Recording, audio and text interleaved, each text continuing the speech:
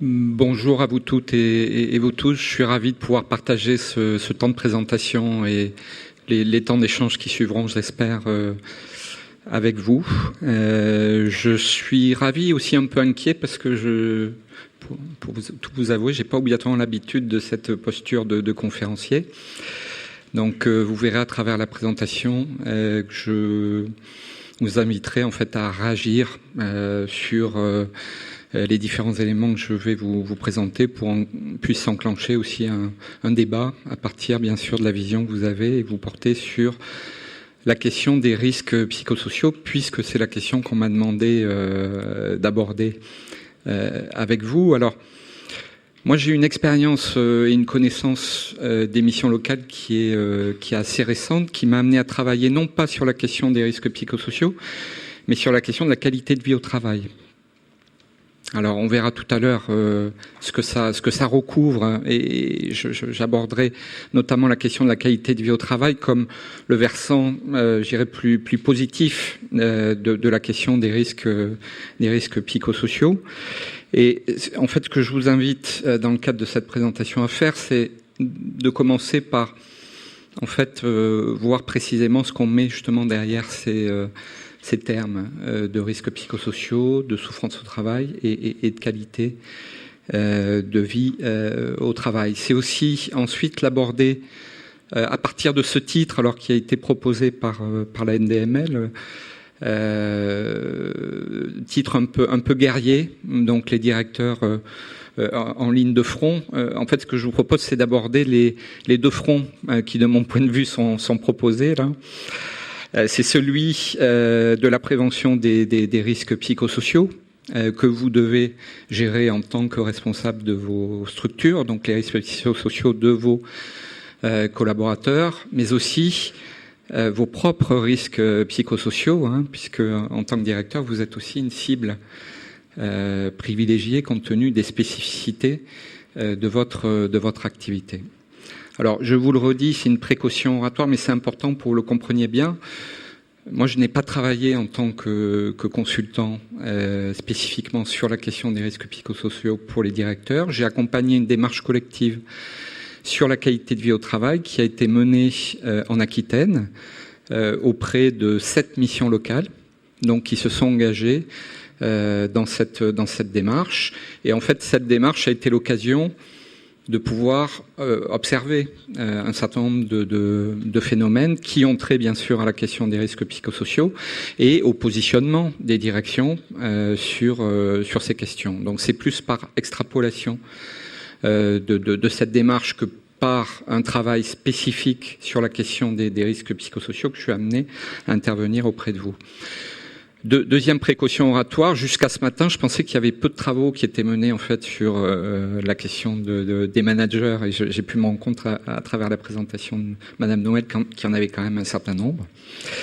Par contre, sur la question des risques psychosociaux, donc des directeurs et plus globalement des dirigeants, c'est une question qui n'est jamais abordée, en tout cas sur laquelle je n'ai trouvé quasiment aucune trace de démarche, d'où l'intérêt du coup de pouvoir à la fois commencer à poser un certain nombre de constats et repartir aussi de votre expérience pour alimenter en termes de démarche peut-être quelques premières idées de pistes d'action, des repères méthodologiques qui vous permettront aussi de pouvoir avancer concrètement chacun dans vos différentes organisations. Alors, pour démarrer sur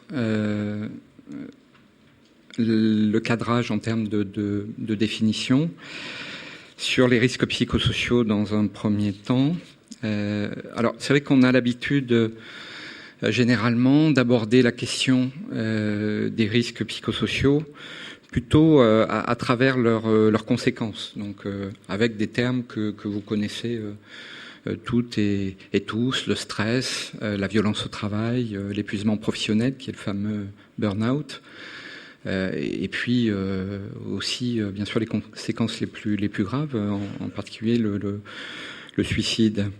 Ce qui est important de retenir, c'est que les facteurs psychosociaux au travail désignent avant tout un vaste ensemble de variables qui sont souvent à l'intersection de dimensions qui sont à la fois individuelles, collectives et organisationnelles.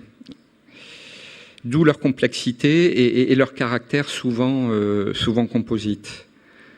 Alors, ce qui rend complexe l'approche du coup des risques psychosociaux, c'est l'amalgame qui peut être fait à certains moments entre les situations individuelles et la dimension collective. Alors ça, c'est une difficulté que vous rencontrez toutes et tous dans la manière d'aborder ces phénomènes au sein de vos structures. Et c'est aussi une confusion qui peut être faite de façon assez classique entre cause, effet et conséquences. Alors, je parle de conséquences la plupart du temps. Dans la manière d'aborder ces phénomènes, on met en avant la dimension individuelle et ce qui peut prédestiner en fait l'individu à travers son histoire personnelle, son parcours professionnel, son contexte de vie, l'état aussi du lien social, à développer un certain nombre de troubles qui peuvent être la fatigue, le stress, le burn-out, j'y reviens pas, mais des troubles qui sont individuels, qui peuvent se traduire aussi à certains moments par des troubles interindividuels qui relèvent plus du conflit, de relations tendues, de violence ou de harcèlement. Mais aussi par un certain désengagement, un absentéisme. Là, on va retrouver des indicateurs sociaux habituels où vous êtes amené ou non, d'ailleurs, à suivre dans vos structures.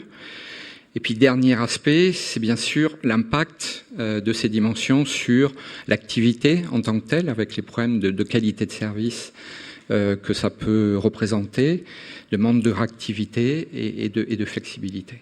Donc, très souvent, lorsqu'on s'intéresse aux risques psychosociaux, assez naturellement, on est amené à se centrer justement sur ces conséquences. L'idée dans l'approche que je développe, alors je suis pas le seul à la développer, puisque je m'appuie sur ça, pour ça sur les travaux du réseau ANACT, donc l'Agence nationale pour l'amélioration des conditions de travail, qui était une des chevilles ouvrières de la démarche collective dont je vous ai parlé tout à l'heure sur la qualité du vie au travail. Et il se trouve que je suis un ancien chargé de mission de cette structure, donc je le fais d'autant plus aisément. Donc, à travers les travaux de l'ANACT et les repères méthodologiques qui ont pu être formalisés, l'idée, pour aborder la question des risques psychosociaux et se centrer là plus sur les dimensions collectives, c'est de regarder ce qui se passe en amont pour aller regarder et analyser quels sont les facteurs de risque qui peuvent être à l'origine de ces risques psychosociaux, parce que là, c'est la possibilité pour vous, en tant que manager, dans certains cas, de pouvoir agir sur ces dimensions. Alors, ces 6 facteurs de risque, c'est bien sûr pas moi qui les ai inventés, c'est issu d'un travail de collègues experts coordonné par Michel Golac, donc 6 facteurs de risque qui se sont imposés petit à petit dans l'ensemble des démarches menées sur cette question des risques psychosociaux. Alors, si vous voulez bien, on va les reprendre en détail et voir comment en fait ces facteurs de risque peuvent se traduire à certains moments dans vos structures, sans que ce soit bien sûr exhaustif. Alors vous verrez d'ailleurs que par rapport aux démarches qui seraient engagées et qui pourraient être utiles pour le réseau des missions locales, qu'il y a un certain nombre de facteurs de risque qui sont transversaux parce qu'ils sont inhérents à l'activité, donc on les retrouve quel que soit le contexte de vos structures, et puis d'autres facteurs de risque qui sont bien sûr plus contextuels, en lien avec la spécificité de vos organisations. Alors, quels sont ces 6 facteurs de risque? Donc le premier d'entre eux correspond à ce qui est défini par Michel Golac comme les exigences au travail. Donc là, on va retrouver tout ce qui relève de l'intensité au travail et aussi ce qui renvoie à l'organisation du temps de travail. Donc là, ça peut se traduire par des délais, des objectifs qui sont irréalistes ou mal définis, par une pression temporelle, le fait de travailler vite, de devoir travailler de façon hachée. Alors, de manière privilégiée, dans ce premier facteur de risque, on aborde la question de la charge de travail. sachant que vous le savez toutes et tous, notamment dans votre organisation, arriver à aborder la question de la charge de travail de façon objective, c'est pas évident du tout, parce que ça renvoie du coup à des pratiques de vos salariés qui peuvent être diverses et variées, à une connaissance aussi respective des métiers des uns et des autres au sein de vos missions locales, qui peuvent être à certains moments assez faibles, entre la partie des conseillers et la partie administrative notamment. Alors on n'est pas d'ailleurs seulement sur la question de la connaissance, mais aussi sur la question de la reconnaissance. Donc aborder cette question de la charge de travail, c'est assez complexe. En tout cas, c'est difficile d'arriver à construire une vision partagée de cette question, parce que ce qu'il faut intégrer, c'est bien sûr ce qui est fait dans la réalité de l'activité, mais c'est aussi une approche qui est plus subjective de cette charge de travail, à travers la charge perçue par les salariés. Donc premier facteur de risque important. Second facteur de risque qui là aussi est déterminant dans votre activité, c'est ce qui est qualifié comme étant les exigences émotionnelles. Donc c'est tout ce qui renvoie au contact avec le public, qui peut être source de tension, donc d'agression verbale ou d'agression physique. Dans cette catégorie, on intègre aussi le contact avec les autres collègues, c'est-à-dire les tensions qui peuvent exister au sein du collectif. Là, parmi les structures que nous avons accompagnées dans le cadre de la démarche collective que je vous évoquais, même si le point d'entrée était un point d'entrée assez positif sur la qualité de vie au travail, je peux vous dire que quand même dans une majorité de ces organisations, il y avait des tensions très très fortes entre salariés, qui étaient en partie aussi à l'origine des demandes qui nous étaient formulées. Troisième facteur de risque, c'est l'autonomie et les marges de manœuvre qui peuvent être laissées aux salariés. Donc l'autonomie sur l'organisation et la structuration du travail, la possibilité d'employer ses compétences. Alors là, on est sur quelque chose qui est assez contradictoire à certains moments, avec une attente et des demandes qui peuvent être formalisées, des demandes de cadrage par rapport à l'activité, tout en reconnaissant globalement par ailleurs que l'autonomie est un facteur ressource et un élément important aussi de la fidélisation des salariés. Donc c'est comment arriver à gérer, enfin, où mettre le curseur là, entre justement cette dimension de cadrage qui peut à certains moments aussi rassurer, notamment dans des contextes où il y a des changements qui sont relativement importants, et les marges de manœuvre qui sont laissées du coup aux salariés dans l'exercice de leur activité.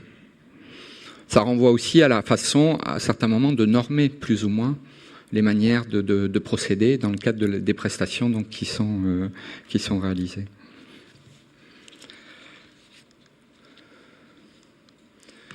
Alors, autre facteur de risque important, c'est celui des relations de travail, où là, on va retrouver très très régulièrement la question des rôles et des objectifs, et notamment la clarté des rôles, notamment à travers la définition de qui fait quoi dans l'organisation, avec des décalages qui peuvent exister entre des intitulés de fonctions et le contenu même de ces fonctions, et voire à certains moments d'ailleurs la qualification ou le positionnement dans la convention collective par rapport aux activités qui sont réalisées. Là aussi, c'est un décalage qui peut être à l'origine de risques psychosociaux. On retrouve aussi là la question du collectif de travail et la solidarité entre collègues. Donc, l'expression des salariés, on y reviendra tout à l'heure, à travers notamment des espaces de discussion plus ou moins présents dans vos organisations, et la manière dont est structurée aussi l'instance de représentation du personnel. Alors pour les 7 structures accompagnées dans le cadre de la démarche collective que je vous évoquais, nous étions sur des représentations de DP, hormis une qui était une organisation de plus de 50, où il y avait CE et CHSCT. La qualité des relations internes, la question de la reconnaissance aussi des efforts déployés, et bien sûr, c'est là où on va retrouver le management, à travers la manière dont vous organisez votre activité, vous êtes amené à animer vos équipes et à appuyer vos salariés dans la résolution des difficultés. 5e facteur de risque, c'est celui qui concerne les conflits de valeurs, que nous avons en partie évoqués tout à l'heure à travers la présentation de Madame Noël, donc conflit de valeur entre les impératifs de la structure et la vision des missions et de l'activité par les salariés. On va retrouver aussi la notion à certains moments de qualité empêchée. Alors, nous, ce qu'on a pu constater dans le travail que nous avons fait, c'est que ce phénomène est largement amplifié et parfois provoqué par l'absence d'échange sur les critères de qualité du travail effectué entre les salariés de vos structures. Et puis enfin, dernier facteur de risque qui concerne l'insécurité, alors qui peut concerner à certains moments en fonction du statut des salariés concernés, l'insécurité sur l'emploi, mais qui renvoie plus globalement à des risques de devoir faire face à des changements non maîtrisés par la structure compte tenu de l'incertitude de l'environnement en fait de vos missions locales. Donc c'est aussi une dimension qui a été repérée et qui s'exprimait assez fortement.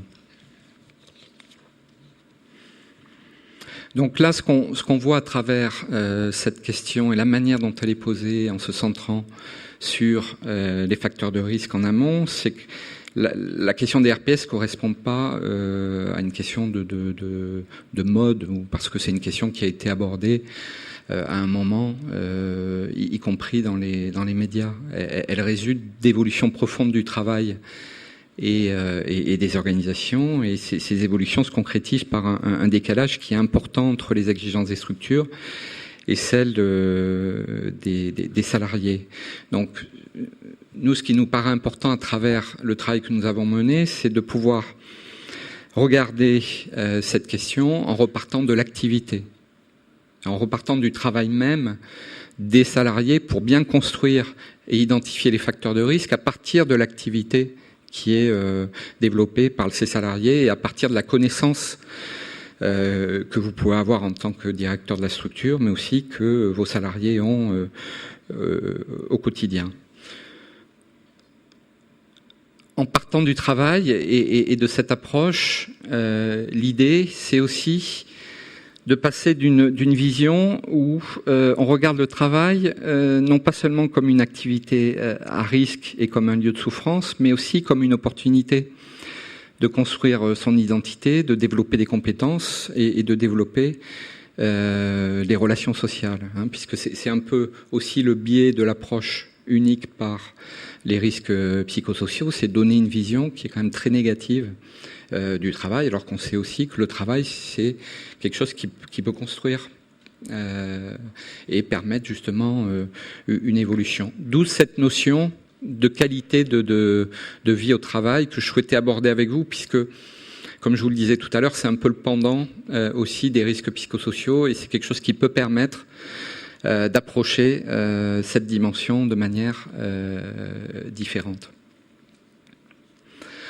Alors, je vais passer vite sur ce schéma. C'était simplement pour, à travers ce schéma, traduire justement l'évolution entre une approche sur les risques psychosociaux qui perçoit le travail comme un risque, des efforts, un coût, qui peut être un sujet d'expert à certains moments, en droit du travail et en relations sociales, et une approche qui est plus centrée sur le travail comme ressource, qui peut être objet de débat, créateur de valeur et de performance, où là, ce sont les salariés eux-mêmes qui, à travers une réflexion sur l'organisation, peuvent être amenés à nourrir, justement, et à faire évoluer l'organisation de vos structures. Alors, quand on parle de qualité de vie au travail, on parle de quoi ? Alors, telle qu'elle est définie par les partenaires sociaux, puisqu'en fait la qualité de vie au travail a donné lieu à un accord national interprofessionnel qui définit précisément son contenu. Ce qui est précisé par les partenaires sociaux, c'est que la qualité de vie au travail correspond aux conditions dans lesquelles les salariés exercent leur travail et leur capacité à s'exprimer et à agir sur le contenu de celui-ci. Alors, ce qui est important à retenir dans cette définition, c'est avant tout la question de la capacité à s'exprimer et à agir. Cette capacité, elle peut prendre dans vos organisations différentes formes.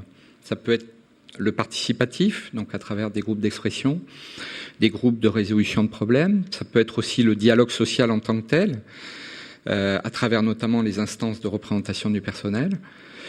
Ça peut être aussi le soutien managérial, c'est-à-dire le rôle que vous pouvez avoir vous en tant que responsable pour venir appuyer donc vos salariés dans les situations qui peuvent être complexes pour eux. Et ça peut être aussi le soutien qui est apporté par le collectif à travers notamment des réunions d'équipe ou des échanges qui peuvent exister sur les pratiques. Donc, nous y reviendrons tout à l'heure parce que du coup ces actions qui relèvent de la qualité de vie au travail peuvent correspondre aussi à des actions de prévention en fait des risques psychosociaux et se traduire concrètement du coup dans vos organisations. Alors on a vu ce qu'était la qualité de vie au travail. En gros, à quoi ça peut servir en fait cette démarche de qualité de vie au travail.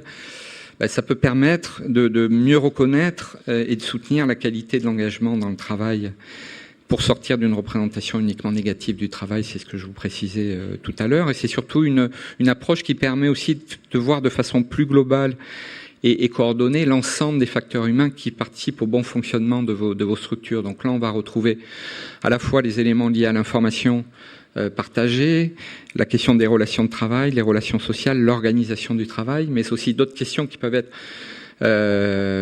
plus directement très très concrètes, l'environnement physique et matériel qui participe aussi à cette qualité de vie au travail, et la question de la reconnaissance et de l'évolution professionnelle. Donc vous voyez, à travers la question de la qualité de vie au travail, on est sur une approche qui est plus large, qui permet d'englober la question des risques psychosociaux, mais de la resituer aussi par rapport à votre fonctionnement, à ce que vous souhaitez aussi mettre en œuvre comme mode d'organisation et ce que vous souhaitez impulser dans vos structures. Et puis la qualité, ça permet aussi de travailler sur l'articulation entre l'amélioration de la qualité de service et de l'articuler avec la qualité du travail. Parce qu'à certains moments, à travailler de façon trop spécifique sur la question des risques psychosociaux, on en oublie aussi la finalité de la structure et notamment les jeunes. Hein, donc c'est ce qu'on a pu aussi constater à certains moments.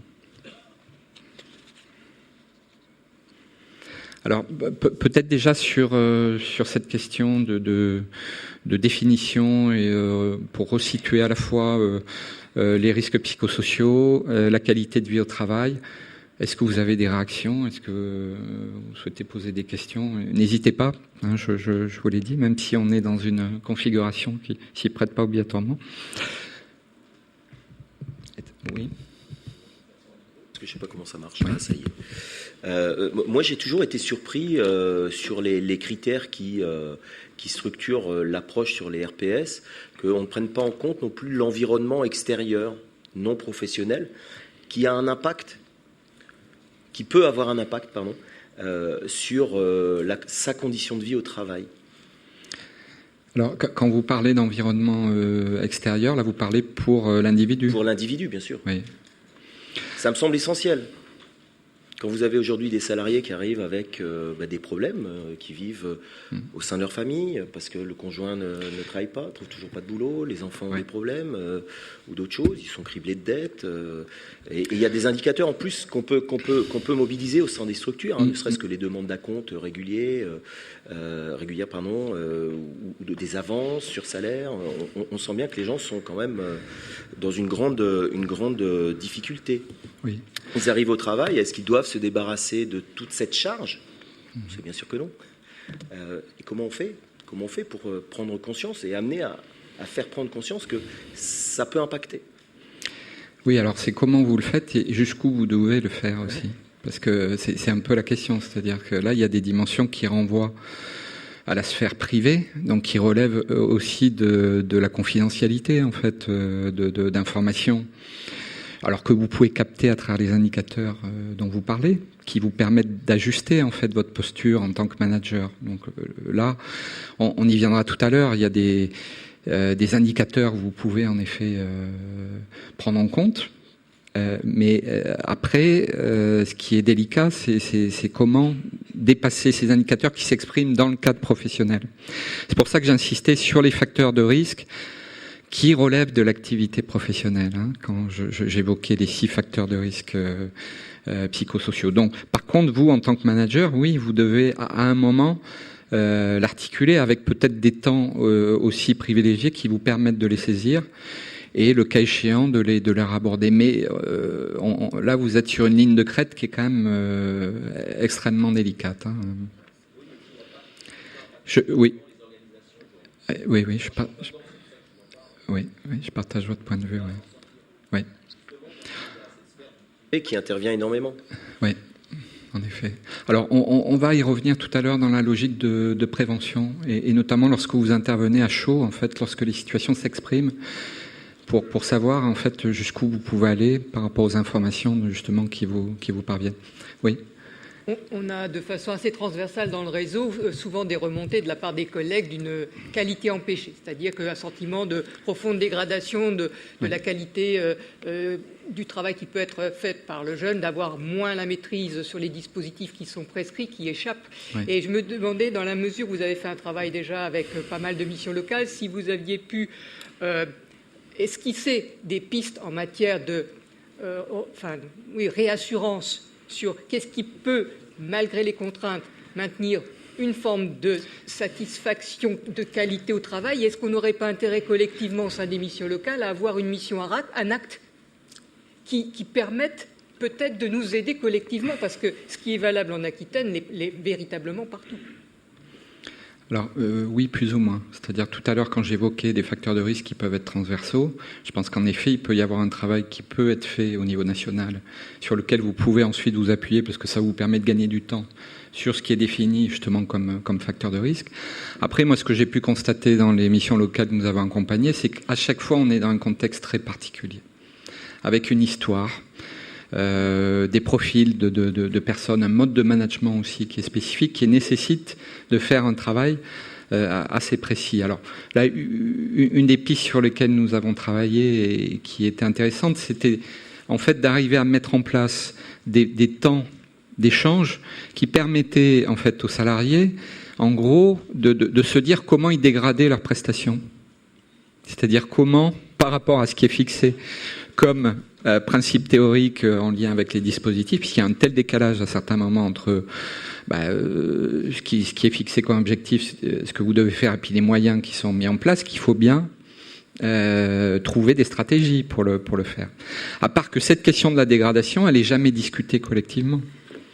Donc, c'est très souvent individuellement que chaque salarié alors quand je dis qu'elle l'est jamais, si elle peut l'être à certains moments. Mais elle n'est pas organisée en tant que telle. Donc une des pistes sur lesquelles nous avons travaillé, c'est celle-ci, qui permet à un moment de dire globalement, voilà ce sur quoi on est d'accord dans la façon d'agir en situation et quelles sont les marges de manœuvre qu'on se laisse les uns et les autres pour rester à peu près dans les clous de ce qu'on définit collectivement. Il y a aussi, par exemple, un travail à faire sur le temps de face-à-face pédagogique, la limitation du temps de reporting administratif. Enfin, les aspects de simplification dans le réseau, on ne les voit pas venir. Et ça, c'est peut-être quand même des choses qui pourraient être remontées nationalement. Oui. J'avais une question sur la dimension culturelle. Est-ce que vous pourriez vous présenter Oui, excusez-moi, je ne vous vois pas en plus. D'accord. Ah oui, merci. David Jacquet, donc Vitacité, mission locale dans le nord de l'Essonne. Oui. Moi, je voulais poser une question plus... En tout cas, moi, c'est plus sur la dimension culturelle en Europe, et si on le compare avec d'autres pays européens, sur la relation au travail, auquel j'ai le sentiment qu'on n'arrive pas à dépasser une relation au travail j'ai le sentiment qu'on n'arrive pas à dépasser dans cette relation au travail quelque chose qui puisse être plus collaboratif que quelque chose qui aujourd'hui est plus sur une attente entre un système pyramidal qui est le manager et des personnes qui attendent beaucoup et qui finalement sont pas dans la collaboration Et ce système-là, c'est un système que, quand on regarde dans d'autres pays, on fonctionne pas du tout de la même façon. Alors ça fait partie de notre histoire, mais j'ai l'impression que cet aspect culturel aujourd'hui est quelque chose qui nous revient un peu en boomerang, dans le cadre des risques psychosociaux, et quelque chose que finalement on n'arrive pas à dépasser. Et je me pose la question, si on commence pas à l'attaquer sur l'aspect culturel, est-ce que finalement on va pas aborder le sujet de fond? En tout cas, moi, vous voyez, je suis plus sur cet aspect-là. J'aimerais avoir du coup votre sentiment sur le sujet. Merci. Alors, merci pour la question, mais à la fois elle est quand même complexe en termes de réponse. Alors, notamment pour avoir une vision, j'ai pas obligatoirement une vision, voyez, européenne ou mondiale de la question. Donc, ce que je sais, c'est qu'aborder la question sur le plan culturel, vous le savez vous-même, ça renvoie à un processus long. Donc déjà travailler dans la logique décrite tout à l'heure, d'essayer d'identifier des facteurs de risque qui sont en amont, qui renvoient bien au fonctionnement de la structure en tant que telle, c'est déjà assez difficile. Donc aborder la question culturelle telle que vous l'avez précisé, je pense qu'en effet c'est intéressant, mais personnellement je ne sais pas comment il faut l'aborder de façon opérationnelle. Je ne sais pas. J'ai une question ici.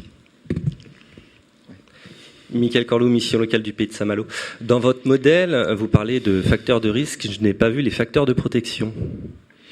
Oui, tout à fait. Alors, en fait, c'est justement ce que permet aussi l'approche sur la qualité de vie au travail, c'est d'intégrer les facteurs ressources dans l'organisation. Vous avez raison.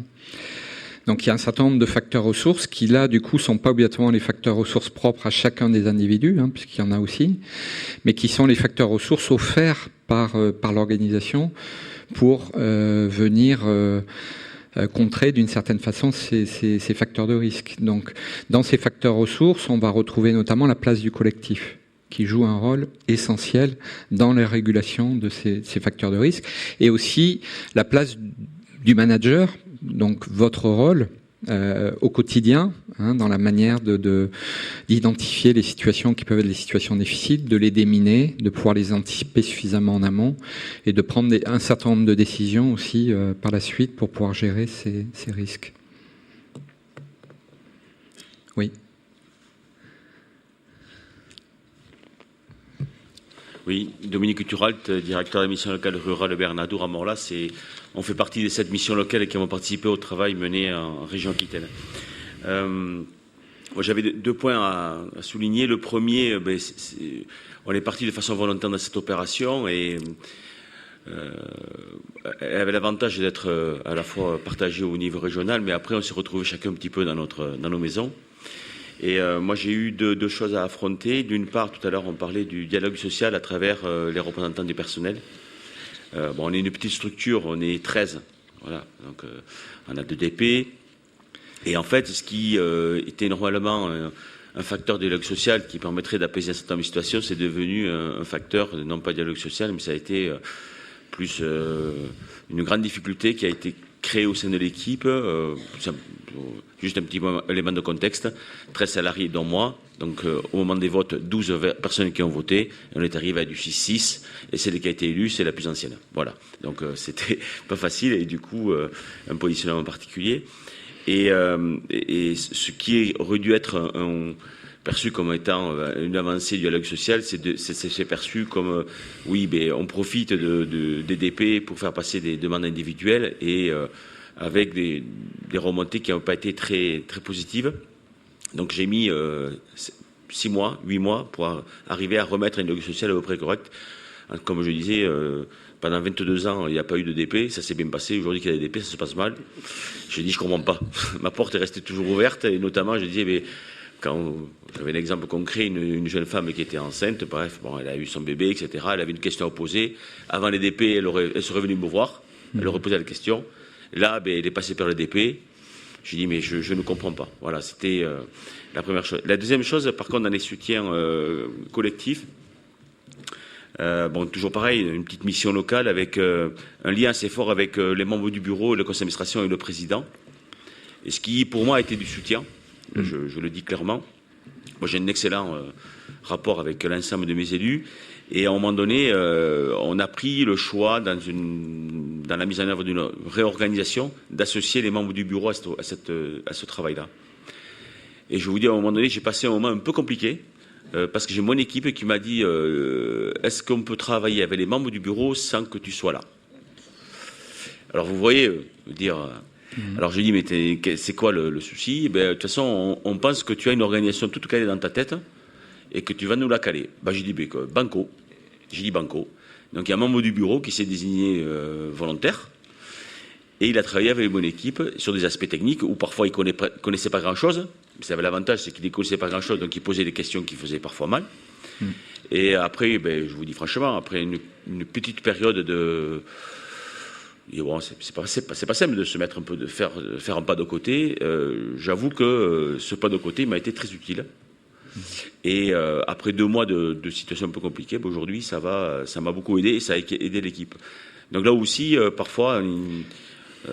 tout à l'heure, dans les ateliers, on parlera de la relation que les directeurs peuvent avoir avec les membres du bureau, leur président. Bon, c'est vrai que j'ai l'avantage d'avoir un excellent niveau de relation, mais n'empêche que ça m'a aidé et ça m'a permis de faire un pas de côté. Et du coup, mon équipe a pu s'exprimer. Voilà. Donc, parfois aussi, dans nos associations, parfois ça vaut le coup de s'appuyer. Ceux qui sont nos administrateurs, parce que parfois, certains viennent siéger, point barre, et d'autres siègent et travaillent. Et ça soutient pas mal. Voilà. Un petit témoignage. Là, dans ce que vous évoquez, en fait, c'est aussi en quoi une démarche de ce type peut être un facteur de risque aussi pour la structure, y compris à travers le regard extérieur, parce que ça vient bousculer des équilibres qui sont relativement fins. À la fois sur les 2 points que vous avez abordés, en effet, qui ont été très importants, qui sont ressortis dans chacune des structures, la question de la gouvernance et notamment la vision très floue par les salariés de la perception que peuvent avoir les membres du conseil d'administration sur leur activité et sur la manière dont ils sont amenés à porter ou non un projet, c'est-à-dire le projet de la mission locale. Donc ça, c'est une dimension qui est importante et ça peut être aussi un effet de levier. Et dans les démarches qui ont été menées, quasiment à chaque fois, justement, ça a permis d'associer et de rapprocher d'une certaine façon le conseil d'administration et les salariés. Pour ce qui est de la représentation du personnel, oui, là aussi, on est dans quelque chose qui vient bousculer un fonctionnement d'une TPE, en fait, d'une très petite structure, avec ses modes de régulation, sa proximité et du coup un formalisme qui là est peut-être pas complètement adapté, mais ça correspond aussi à une obligation, donc c'est à intégrer. Ok. Alors, je vais passer rapidement en fait sur les éléments que je voulais aborder avec vous par rapport aux points d'entrée variés qui ont été traités, parce qu'on vient en partie de les aborder lors de la démarche, c'est-à-dire quelles ont été les questions traitées en particulier sur la qualité de vie au travail. On retrouve la gouvernance, la question bien sûr du management, notamment à travers la posture des directeurs, avec cette difficulté à certains moments d'arriver à justement à fixer ce curseur entre un cadrage fort, des repères définis et d'un autre point de vue, des marges de manœuvre qui peuvent être laissées justement aux salariés dans la réalisation de leurs activités. Des questions aussi sur la conduite de projets, à certains moments la difficulté aussi à mettre en œuvre un certain nombre de démarches et notamment à conduire le changement dans la structure. Des questions autour de la vision du métier pour essayer de mieux gérer les différences de pratiques, l'isolement de certains salariés et les difficultés à faire face à certaines situations. La question de l'organisation du travail à travers la répartition des activités qui est parfois floue ou déséquilibrée. Le fonctionnement des instances représentatives du personnel, on vient de l'évoquer. La question des parcours professionnels aussi qui s'est posée dans le cadre de cette démarche, notamment à travers celle du vieillissement des salariés. Alors, à la fois du point de vue de l'usure professionnelle, mais aussi via la question de l'évolution professionnelle. Bon, la difficulté, en tout cas, pour vos salariés à certains moments à identifier qu'ils mobilisent des compétences qui pourraient, le cas échéant, être aussi reconnues dans d'autres instances, avec toutes les difficultés que ça peut poser en termes de mobilité géographique, parce que c'est pas le moindre des problèmes lorsqu'on envisage aussi cette question. Voilà. Et puis des questions autour de la fonction accueil, mais je vais pas développer. Alors,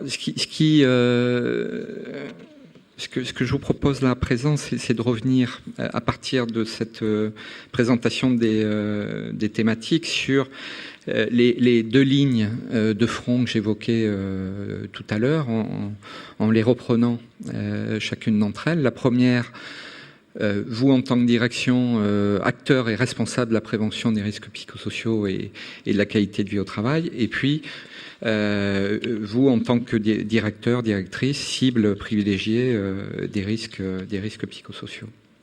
Alors, quand on parle de direction en ligne de front, il y a deux dimensions qui sont importantes à prendre en compte, qui expliquent en partie aussi que vous soyez confronté à cette question. C'est que vous êtes confronté à un contexte qui est très évolutif, avec des changements en cours, notamment la mise en place de dispositifs qui impactent fortement vos fonctionnements, qui notamment se traduisent par un accroissement de la taille de vos structures, qui vont faire évoluer les modes de relation et les modes de management. C'est ce qu'on évoquait tout à l'heure à travers notamment la relation directe avec les représentants du personnel et les salariés.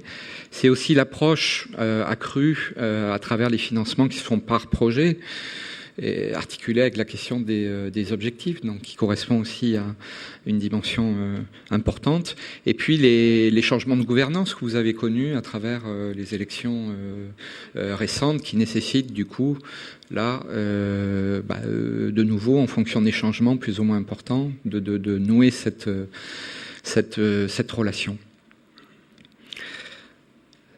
Autre dimension, ce sont aussi des risques accrus pour les salariés.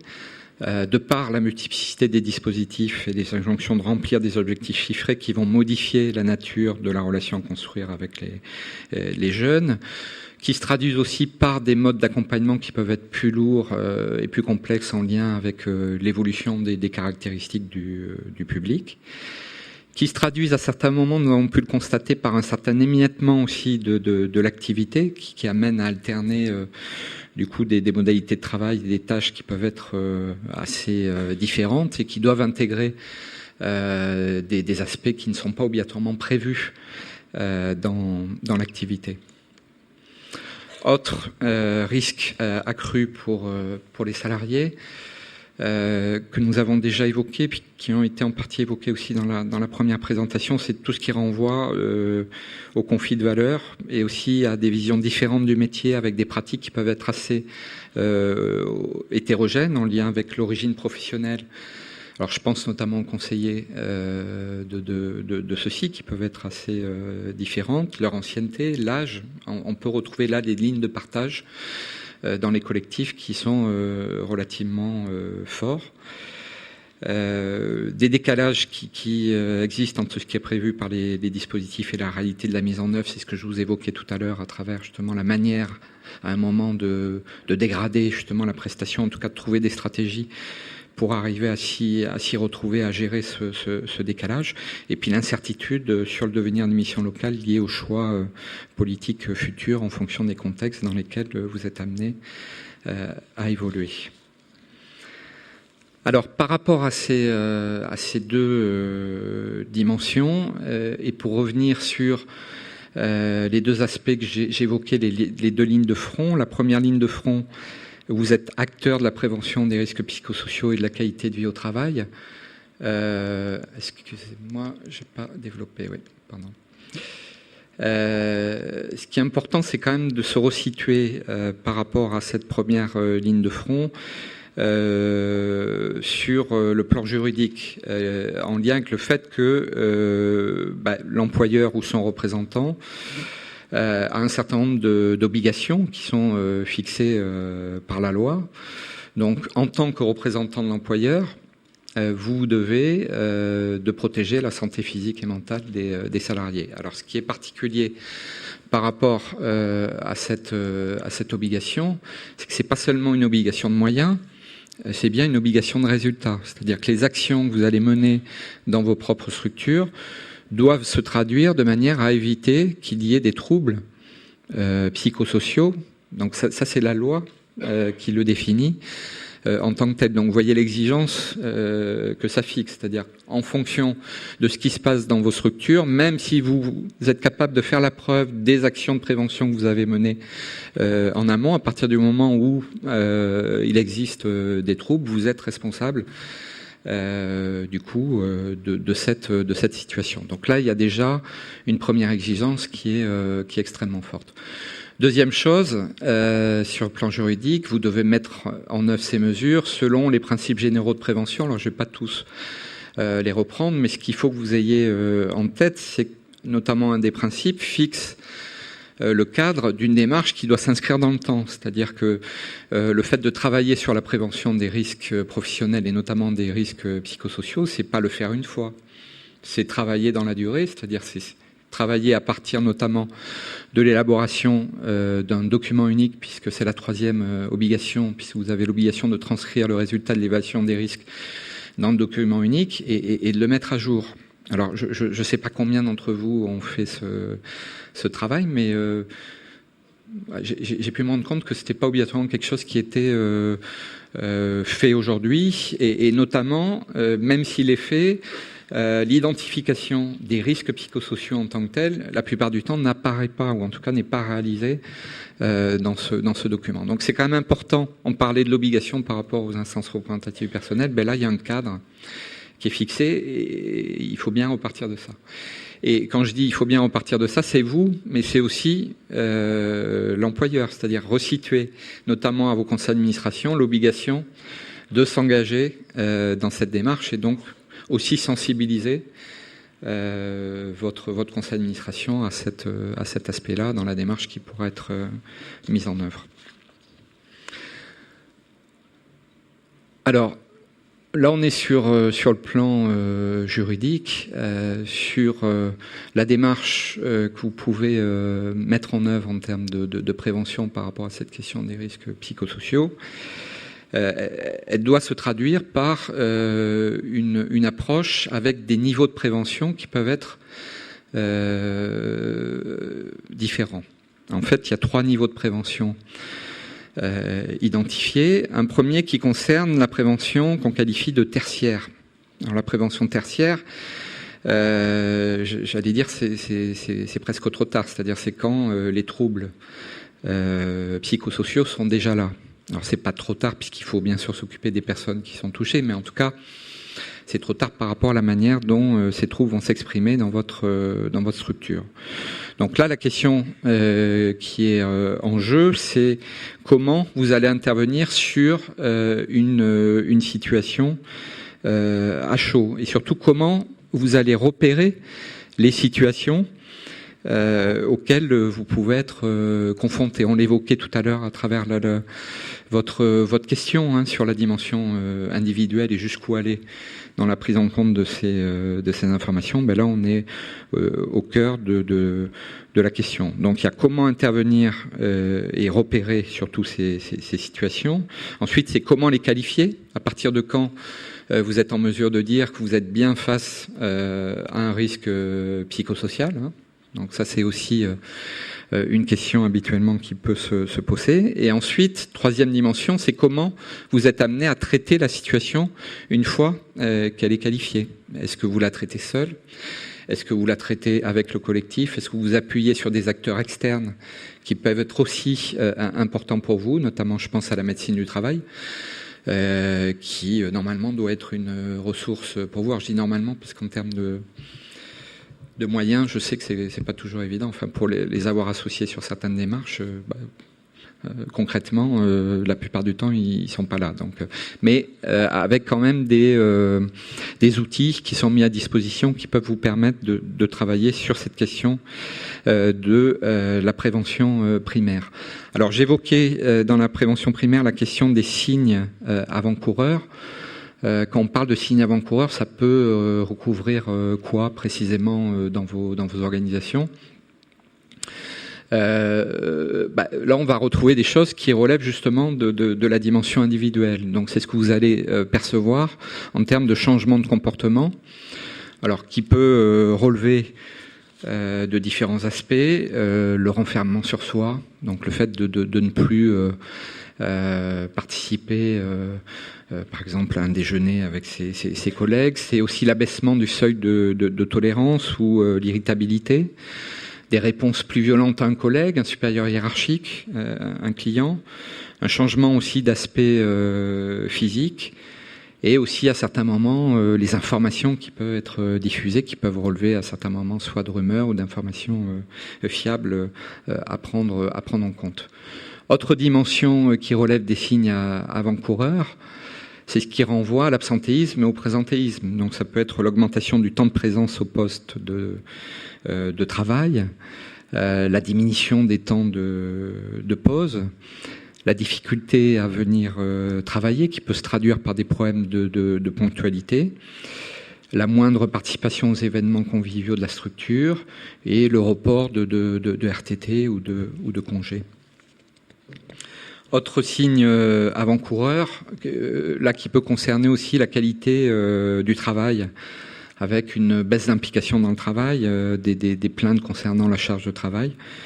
Globalement, des tensions aussi au sein de l'équipe, avec une montée en compétition au détriment de la solidarité, des retards dans les délais, de la non-conformité ou un non-respect des processus tels qu'ils sont définis, et une moindre remontée d'informations importantes pour l'organisation.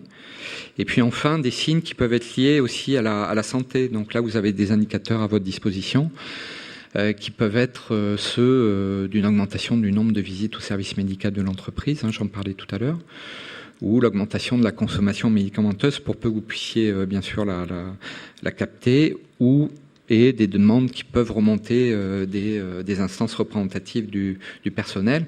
En parallèle de ça, vous pouvez avoir des indicateurs qui sont liés à la gestion des ressources humaines, alors qui la plupart du temps ne sont pas vraiment formalisés en tant que tels, d'où l'intérêt d'ailleurs de pouvoir le faire dans le cadre des instances de représentation du personnel, notamment en lien avec les DP, pour suivre régulièrement ces indicateurs que peuvent être le taux d'absentéisme, les maladies professionnelles, le turnover, l'augmentation des taux d'accident du travail. Alors des demandes de départ en formation, c'est aussi un élément ressource, mais à certains moments ça peut traduire aussi le fait que on réfléchit aussi à sortir du contexte de la structure de façon positive lorsqu'on souhaite évoluer professionnellement, mais aussi négatif lorsqu'on se sent coincé ou en difficulté. Et puis aussi, bien sûr, du contenu des revendications collectives qui peuvent passer par les instances de représentation du personnel. Voilà pour les signes avant-coureurs, donc en lien avec cette prévention tertiaire. Alors, je suis pas exhaustif, mais il y a bien sûr bien d'autres points qu'il faut prendre en compte pour structurer cette dimension et la prise en compte à chaud pour prendre en charge les personnes déjà atteintes. J'ai évoqué les différentes phases, mais il faudrait rentrer un peu plus dans le détail, mais je pense que là, vous pouvez collectivement fixer un certain nombre de principes par rapport à ces grandes étapes pour approcher cette question de la prévention tertiaire. Ensuite, il y a la prévention secondaire, où là, l'idée, c'est de renforcer les individus ou les collectifs. Alors, ça peut se traduire comment ? On est plus là sur du moyen terme. L'idée, c'est d'apporter, à travers des actions de formation notamment, des compétences supplémentaires qui permettent d'améliorer la capacité en fait des individus à faire face aux risques que nous avons évoqués. Alors, autre dimension, ça peut être aussi de s'appuyer sur le collectif de travail et notamment de travailler sur les espaces de travail et d'échange en tant que tel. Alors, là, à travers la démarche que nous avons menée, nous avons pu repérer qu'il y avait un certain nombre d'espaces de discussion qui pouvaient jouer ce rôle de régulation, qui peuvent être des éléments importants dans cette prévention secondaire. Donc là, on retrouve bien sûr les réunions les réunions d'équipe, où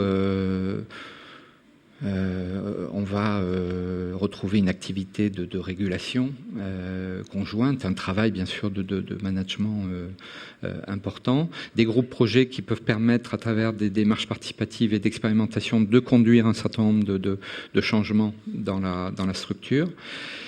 Des espaces informels qui se font en dehors de ces réunions. On a pu constater qu'il y avait ces temps d'échange informels étaient assez déterminants. On verra tout à l'heure que ça peut poser aussi à certains moments des problèmes que il peut se passer des choses dans ces espaces informels qui sont pas complètement maîtrisés. Et ces espaces informels peuvent remplacer à certains moments des temps qui devraient être un peu plus formalisés dans l'organisation, notamment par rapport au transfert de compétences. Mais je vais y revenir. La formation et les réseaux externes qui permettent de favoriser la professionnalisation et les soutiens externes. Des groupements d'analyse de pratiques, donc qui permettent d'échanger, d'obtenir un soutien de ses pairs. Les entretiens annuels d'évaluation, les entretiens professionnels, où là on est dans un travail de management, un travail de régulation individuelle, et puis les instances de représentation du personnel avec à la fois l'expression des salariés, des dimensions de concertation, de négociation, et pourquoi pas d'expérimentation.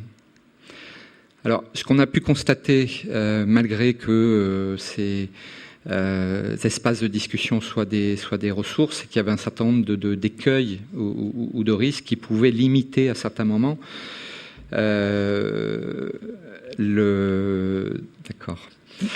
qui devaient limiter en fait l'apport de ces espaces de discussion. Pour ce qui concerne les réunions d'équipe, donc là on va retrouver la question du mode de management, alors plus ou moins directif, avec à certains moments une logique descendante où on va être plutôt sur de l'information apportée et peu d'échanges en fait autour de ces informations. À l'inverse, on a pu observer aussi des modèles où on peut retrouver un management très participatif, où il peut y avoir confusion dans les processus entre des temps d'information, des temps de concertation et de décision. C'est-à-dire que là, du coup, les salariés sont tellement impliqués dans les échanges qu'ils ont le sentiment qu'ils doivent participer aussi aux décisions de la structure.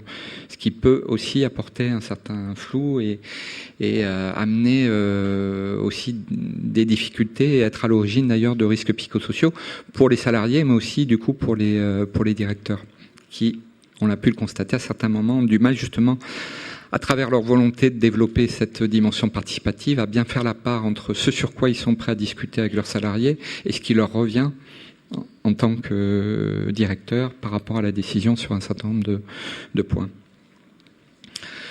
Voilà, je vais peut-être pas rentrer dans le détail de l'ensemble, voilà, même c'est sûr, je ne vais pas rentrer dans le détail, mais vous voyez, il y a un certain nombre d'écueils ou de risques qui sont à prendre en compte. Il y a aussi des facteurs qui peuvent favoriser la discussion sur le travail à partir de ces différents points. Et dernier niveau de prévention, la prévention primaire, où là l'idée c'est bien sûr d'agir à la source des risques en travaillant sur les facteurs de risques psychosociaux que j'évoquais tout à l'heure. Alors là, la difficulté par rapport à cette démarche, c'est que ces facteurs de risque, encore faut-il les connaître, c'est-à-dire les avoir identifiés. D'où l'importance, je le précisais tout à l'heure, de pouvoir les identifier globalement au niveau du réseau, parce qu'il y a des facteurs de risque qui sont transversaux de façon indéniable, mais après ça nécessite aussi de faire un travail et d'avoir une prise de recul par rapport à votre propre organisation. Alors avec ou non le recours à un intervenant extérieur. Donc là je ne vais pas bien sûr faire la promotion du regard extérieur et autres, mais vous avez la possibilité de le faire dans le cadre d'une démarche qui en général est construite autour de ces 4 étapes, qui est un premier temps de formalisation et de sensibilisation des acteurs. Et alors, quand je parle de formalisation, de sensibilisation, ça concerne à la fois l'ensemble de vos salariés, mais aussi ce que j'évoquais tout à l'heure, votre conseil d'administration, c'est-à-dire bien partager l'enjeu, l'obligation sur le plan légal et la démarche que vous allez engager pour que chacun, à son niveau, puisse apporter sa vision sur les facteurs de risque auxquels vous pouvez être confronté. La deuxième étape, c'est d'identifier les facteurs de risque en tant que tels et pouvoir aussi les coter, c'est-à-dire les hiérarchiser, puisqu'il y a un certain nombre d'entre eux qui peuvent être relativement déterminants par rapport à votre propre organisation et d'autres qui ont un impact moins important. Cette cotation, cette hiérarchisation, elle vous permet aussi, du coup, de définir votre plan de prévention, en fixant les priorités d'action qui doivent être les vôtres. Alors, très souvent, dans le passage entre le diagnostic sur l'identification des facteurs de risque et l'élaboration du plan de prévention, là, il peut y avoir certaines difficultés à traduire en plan d'action les priorités que vous avez définies. Parce que c'est une chose de communiquer auprès de vos salariés, aussi de votre conseil d'administration sur la démarche. Encore faut-il que ça se traduise à un moment de façon concrète. Donc c'est pour ça que je parlais tout à l'heure du fait que c'était une démarche qui doit être continue. Si vous travaillez de manière unique sur la démarche, vous avez rempli votre obligation. Le risque auquel vous allez vous confronter, c'est du coup d'amener une attente, notamment du côté de vos salariés, qui ne sera pas à laquelle vous ne répondrez pas dans les années qui suivent, puisque vous n'aurez pas adapté en fait votre document unique et notamment votre plan de prévention en fonction de nouveaux risques auxquels vous pourriez être confrontés. Et puis ensuite, il y a la mise en place et le suivi des actions avec un certain nombre d'indicateurs qui permettent aussi de rendre très concret le suivi de cette démarche.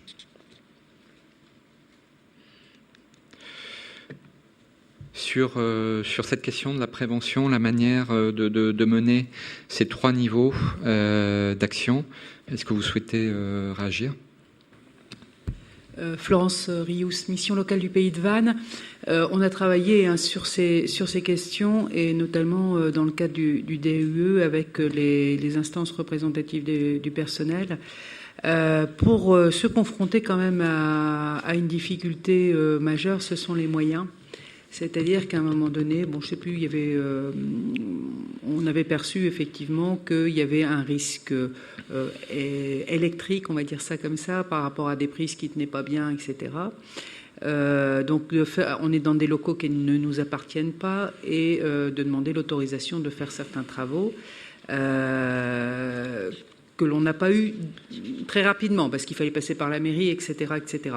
Et ça a été source de focalisation sur ce point-là, alors qu'il y avait des points sur lesquels on arrivait à avancer. Mais voilà. Donc, à un moment donné, les DP m'ont ramené, mais de toutes les façons, à quoi ça sert, puisqu'on n'arrive pas à répondre aux questions et hiérarchiser du coup les interventions, puisque ça ne dépend pas que de nous. Voilà, donc c'est pas toujours simple et je pense qu'effectivement c'est important de le faire. Mais après ça, en termes de suivi, puisque vous parliez du suivi, pas simple. En effet. Ok. D'autres, oui. Oui, je crois que Manuela Anthony, directrice de la mission locale de Saverne, moi je voulais dire qu'on avait quand même un cadre qui s'appliquait à nous, qui était celui de notre convention collective.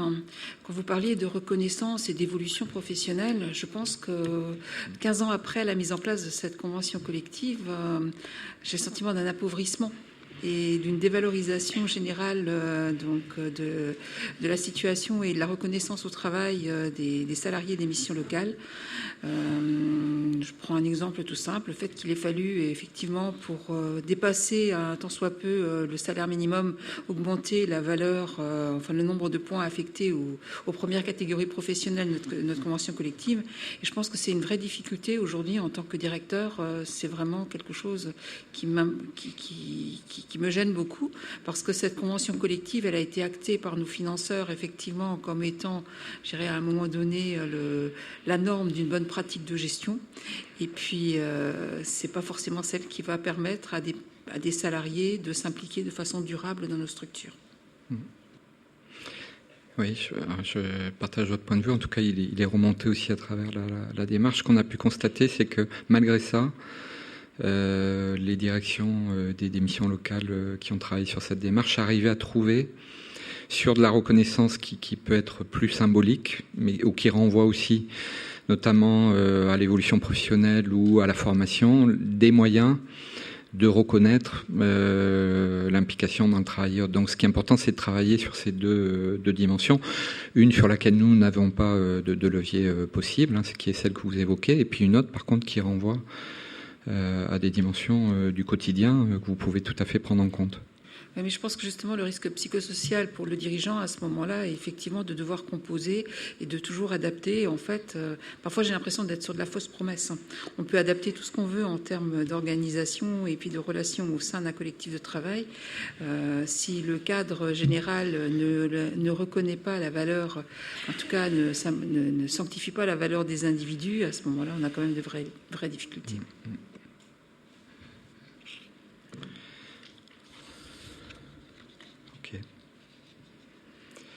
Alors, pour poursuivre la présentation et passer là, du coup, après avoir vu les aspects liés à la prévention des risques psychosociaux et vous, en tant que directeur, directrice, acteur de cette prévention des risques psychosociaux, c'est comment vous êtes aussi les cibles par rapport aux risques psychosociaux. Alors, à la fois compte tenu de votre position dans la structure avec un rôle de tampon et un isolement qui est quand même relativement important par rapport au jeu d'acteurs auxquels vous pouvez être confrontés. Alors à la fois en lien avec votre gouvernance, votre conseil d'administration.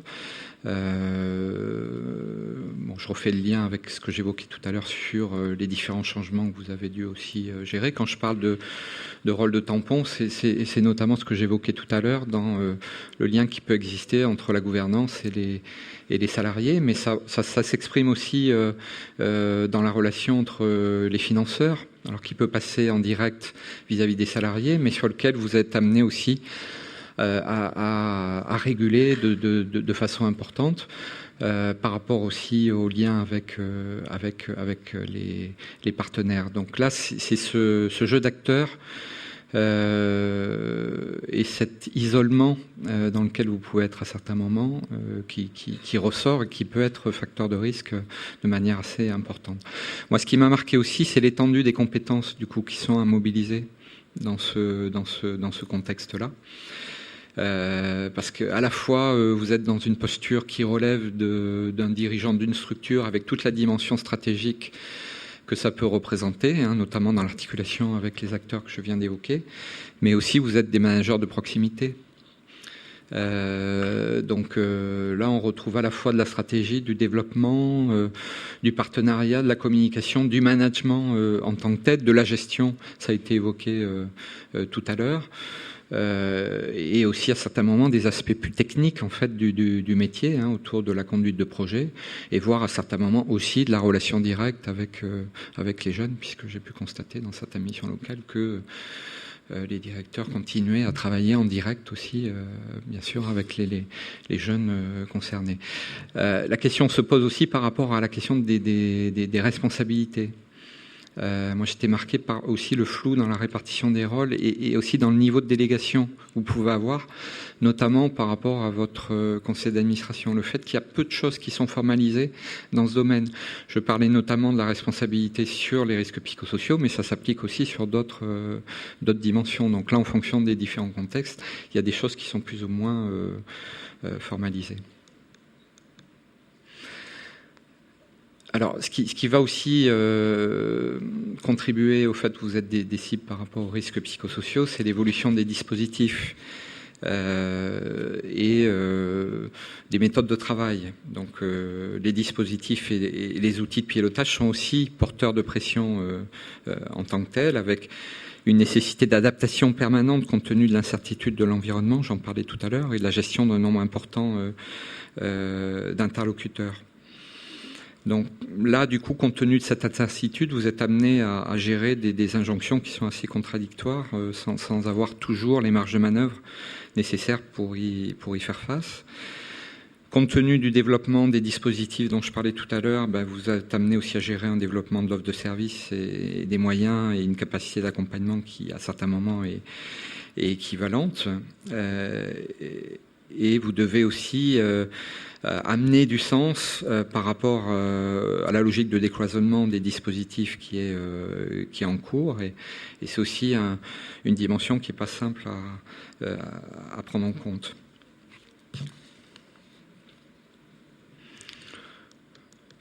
Excusez-moi, je n'ai pas appuyé en même temps. Voilà.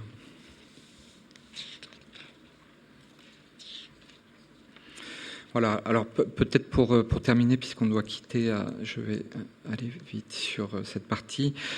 Sur les actions qui sont à mener, les outils à mobiliser, les démarches qui seraient à imaginer, des 2 points de vue que j'ai pu aborder pour prévenir les risques psychosociaux au niveau de vos structures.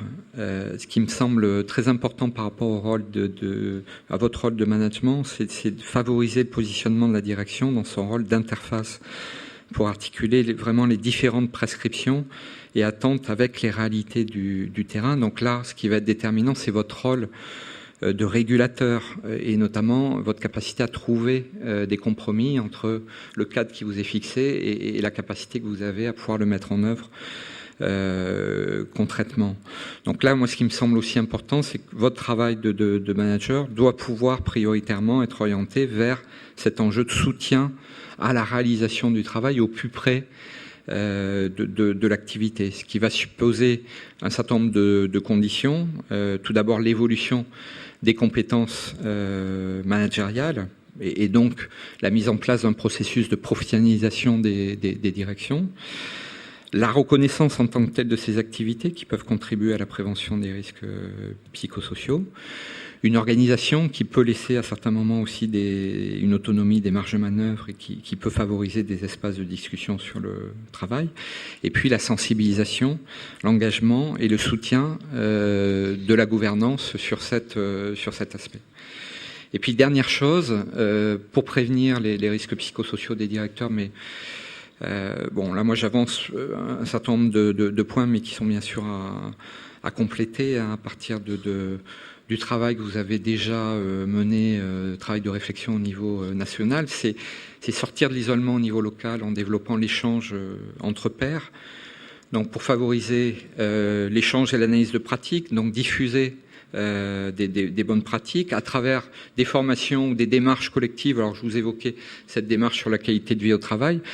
Mais je sais qu'en Aquitaine, il y a un travail qui a été fait aussi par plusieurs directeurs, à leur initiative d'ailleurs, dans le cadre d'une action de formation, justement pour se donner les moyens d'analyser des situations complexes et le faire ensemble et essayer de trouver des solutions adaptées. C'est aussi la possibilité de mettre en place un soutien aux directions en difficulté, peut-être avec un système de référents ou d'appui qui serait à organiser.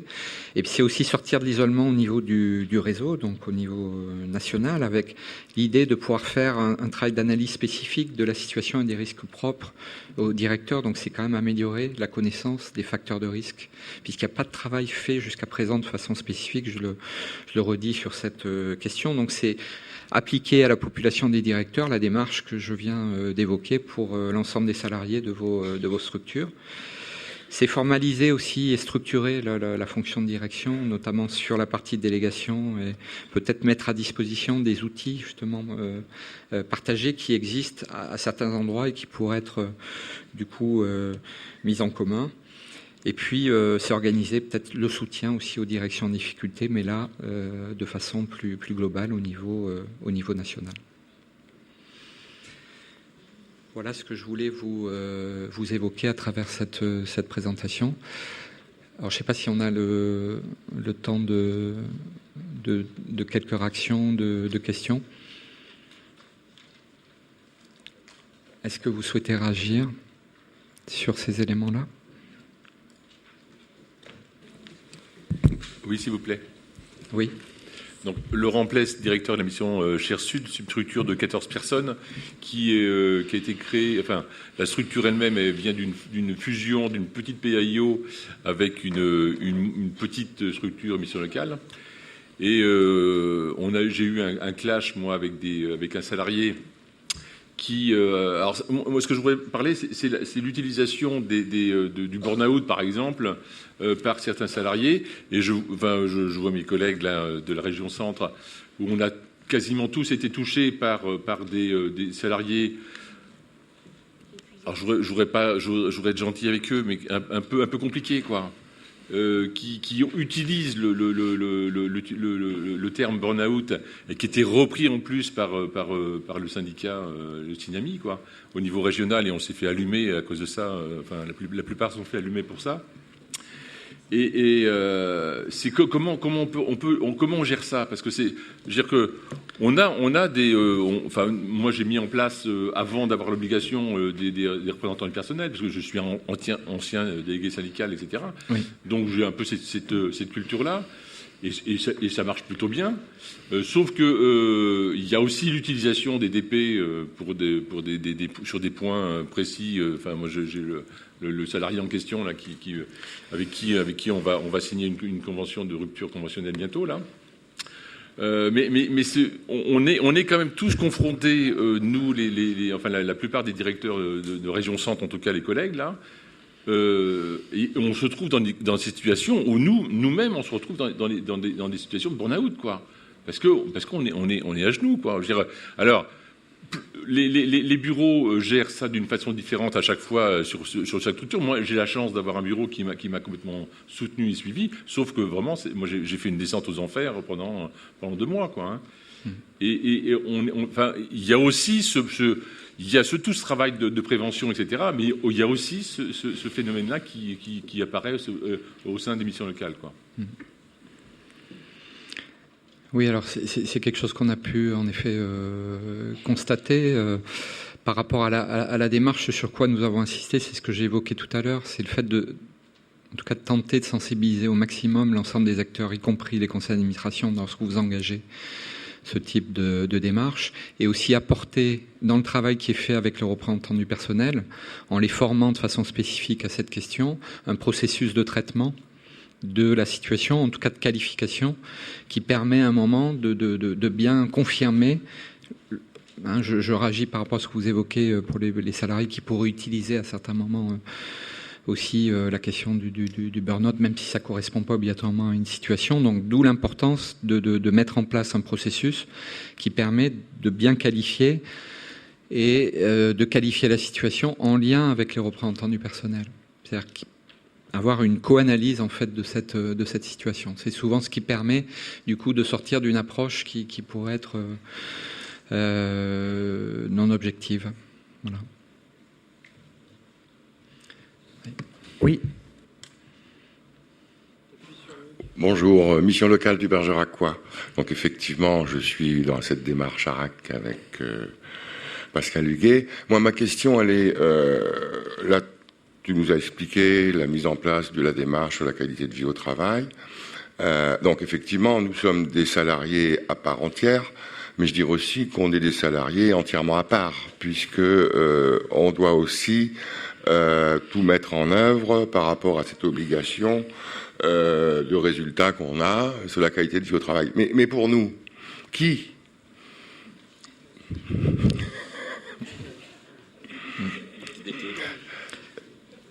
Voilà, la question est brutale. Ben non, en effet, elle est juste. En fait, qui, à travers ce que je présentais des axes d'action possibles, il y a l'employeur. Donc là, c'est bien. Normalement, au conseil d'administration, à prendre en compte cette question. Alors, je dis bien normalement, donc en fonction du contexte, du niveau de dialogue que vous avez avec le conseil d'administration, la perception qu'il peut avoir aussi de cette question, ça peut être un élément ressource ou pas. Mais c'est quand même important de le resituer. Donc dans la démarche, le fait d'associer, je le redis à un moment, très en amont aussi le conseil d'administration sur cet aspect-là peut permettre de répondre en partie à cette question. Après, l'autre aspect, et là ça renvoie plus au niveau national, c'est de façon transversale, enfin régionale et nationale, quelles sont les ressources qui sont mises à disposition des directeurs pour permettre justement de mieux faire face à ces facteurs de risque qui sont spécifiques. Donc là, c'est une construction peut-être à mettre en œuvre, mais bon, là qui dépend pas, bien sûr, du travail qui peut être fait de façon spécifique dans chacune des structures. Voilà. Est-ce qu'il y aurait une dernière question? Oui. Christophe Ramis, Grand Amiénois. Vous avez très peu parlé du rôle de l'inspection du travail et de la médecine du travail, qui pourtant parfois nous mettent dans des situations relativement difficiles en mettant en avant des cas de grandes difficultés pour des salariés. Mais quand il s'agit de penser solutions à construire conjointement, on se retrouve assez démunis parce que derrière, il n'y a pas de suivi, par peut-être manque de moyens. Enfin, moi, il me semble qu'aujourd'hui, ça représente quand même un écueil qu'il est difficile de passer et qui appauvrit la palette de solutions qu'une direction peut mettre en œuvre. D'autre part, des positionnements parfois de la part de médecine du travail qui laissent pantois sur des cas de salariés. Oui, je ne peux que le constater avec vous. Oui. Oui, mais c'est quand même un mouvement qui a... Enfin, les risques psychosociaux, ça a été entre autres lancé conjointement par la médecine du travail, les inspections du travail, collège salarial représenté par des syndicats. Et aujourd'hui, on a l'impression qu'ils se défaussent sur les directions qui... je ne parle pas que des missions locales d'ailleurs, je parle du tissu associatif notamment. Alors là aussi, c'est quand même affaire de contexte et aussi de personnes, de compétences mobilisées, parce que dans certains environnements, moi j'ai pu constater que c'était une vraie ressource. Ouais. Donc il y avait un vrai travail qui était fait de co-construction avec la direction, les représentants du personnel, qui permettait d'améliorer la démarche et de l'inscrire dans le temps. Après, j'ai aussi constaté en effet qu'à certains moments, il y avait un décalage entre l'exigence telle qu'elle était posée par la médecine du travail ou l'inspection du travail et les moyens qui étaient accordés pour pouvoir mener cette action dans vos structures, c'est vrai, oui. Alors, ils peuvent avoir un rôle de conseil, à part que ça, ils ne le posent jamais de cette manière-là. Donc, voilà. Mais oui, dans l'idéal, ce serait pas mal, oui.